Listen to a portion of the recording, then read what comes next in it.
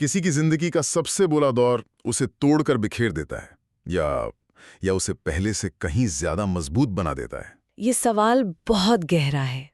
आज हम महाभारत के एक ऐसे ही मोड़ पर बात करने वाले हैं जहां पांडवों से उनका सब कुछ छीन लिया गया था, उनका वनवास। हाँ। और ये सवाल उठता है कि क्या वो 13 साल सिर्फ एक सजा थी या कुछ और।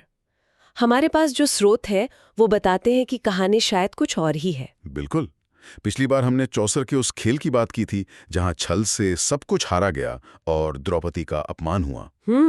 आज हम ये समझने की कोशिश करेंगे कि उस हार के बाद क्या हुआ। वो 13 साल वो कैसे बीते? क्या पांडव बस अपना समय काट रहे थे या अनजाने में किसी बड़ी तैयारी का हिस्सा बन रहे थे? इसे सजा कहना ही शायद सबसे बड़ी गलतफहमी होगी। अगर हम स्रोतों को ध्यान से देखें तो ये 13 साल एक तरह का रॉयल बूट कैंप थे। Royal boot camp? हाँ, कौरवों ने उन्हें राज्य से तो निकाल दिया, पर अनजाने में उन्हें वो सब कुछ सीखने का मौका दे दिया जो हस्तिनापुर के ऐशो आराम में रहकर वो शायद कभी नहीं सीख पाते। मतलब ये उनके बनने की कहानी है, बिगड़ने की नहीं। बिल्कुल। रॉयल बूट कैंप, ये सोचने का एक बिल्कुल नया नजरिया है।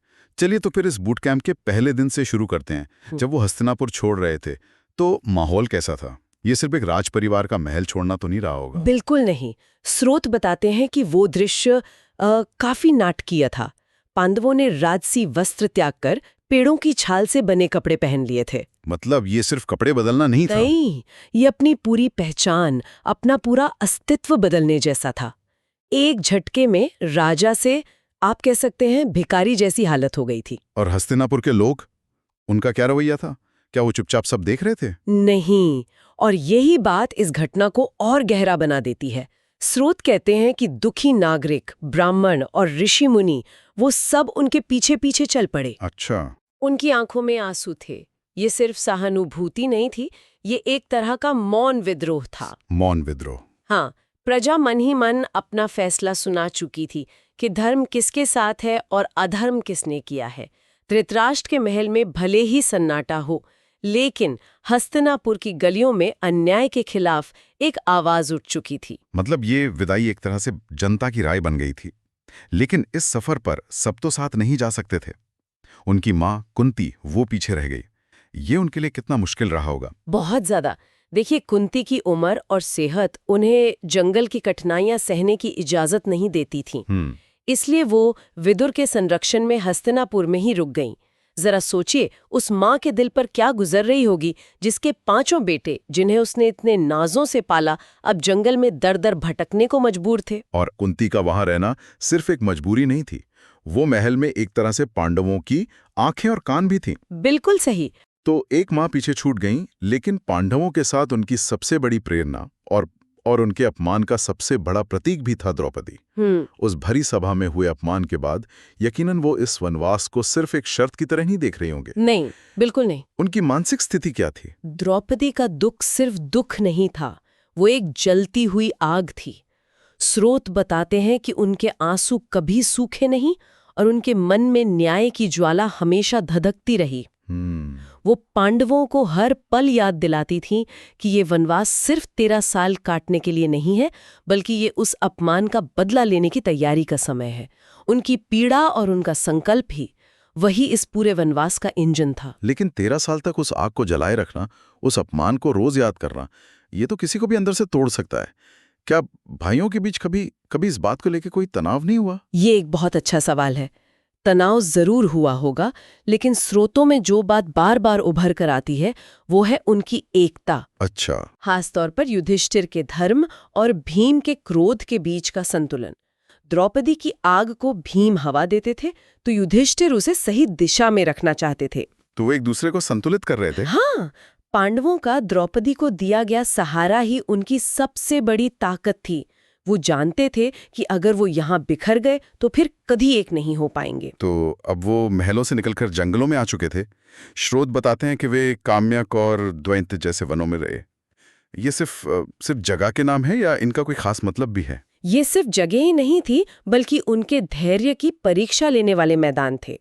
कभी भयानक गर्मी, कभी कड़ाके की ठंड, जंगली जानवरों का खतरा और खाने पीने की कोई निश्चित व्यवस्था नहीं। हर दिन एक नई चुनौती। बिल्कुल।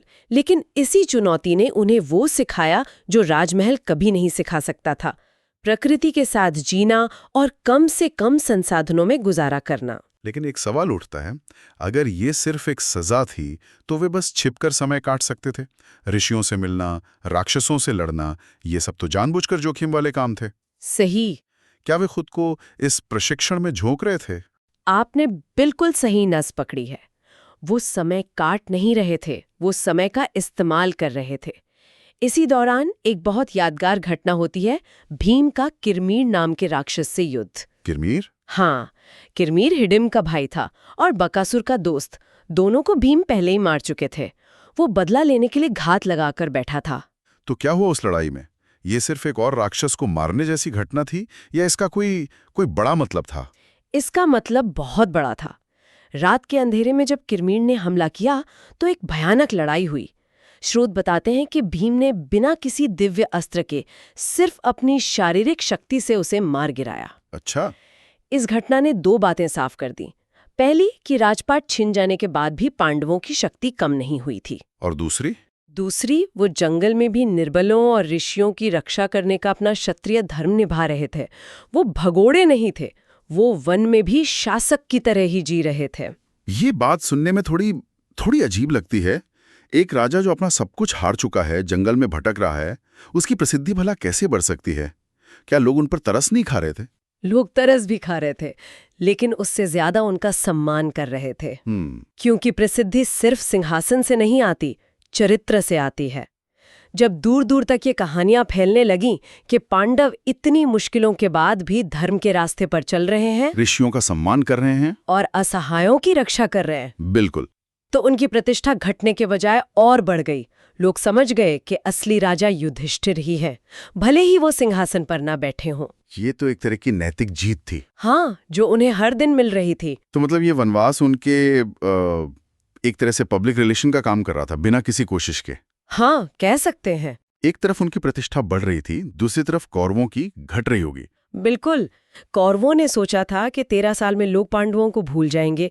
हुआ इसका ठीक उल्टा। पांडवों की हर कहानी, उनकी हर कठिनाई उन्हें लोगों के दिलों में और मजबूत बना रही थी।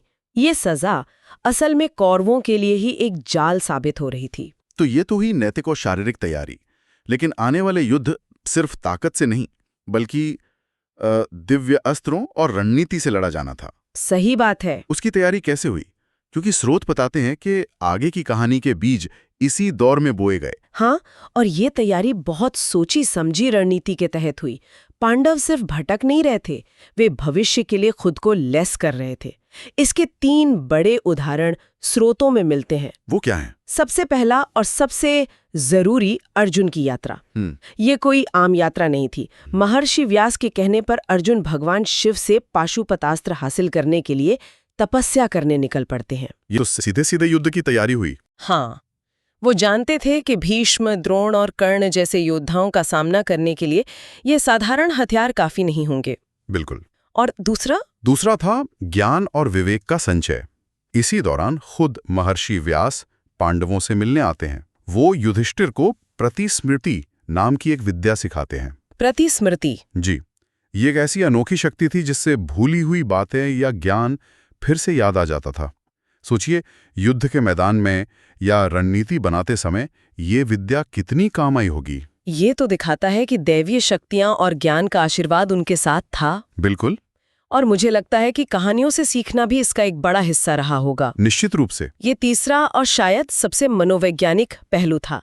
वनवास के दौरान कई ऋषि मुनि उन्हें अपनी कहानियां सुनाते थे। जैसे नल और दमयंती की कहानी। हाँ, स्रोत खास तौर पर नल और दमयंती की कहानी का जिक्र करते हैं, जिन्होंने पांडवों से भी ज्यादा कष्ट सहे थे और अपना राज्य खोया था, लेकिन अंत में धर्म के बल पर सब कुछ वापस पा लिया। तो ये कहानियां उनके लिए सिर्फ मनोरंजन नहीं थी। नहीं, ये एक तरह की केस स्टडीज थी।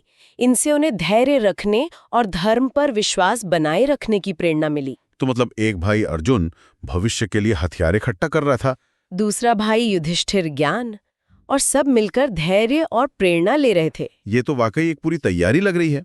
ये सब बातें अगले अध्याय की भूमिका तैयार करती हैं। अर्जुन की दिव्य अस्त्रों की खोज और वन की अन्य परीक्षाएं। यही तो इस कहानी की खूबसूरती है। हर घटना दूसरे से जुड़ी हुई है।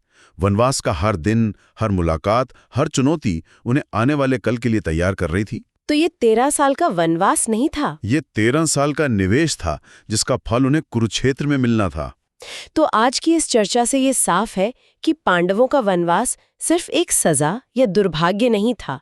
ये आत्मसुधार, ज्ञान हासिल करने और आने वाले महायुद्ध के लिए खुद को फौलाद की तरह तपाने का एक लंबा और कठिन प्रशिक्षण था। बिल्कुल। उन्होंने अपना राज्य खोया, लेकिन अपनी इज्जत, अपना धर्म और अपनी एकता को पहले से कहीं ज्यादा मजबूत कर लिया।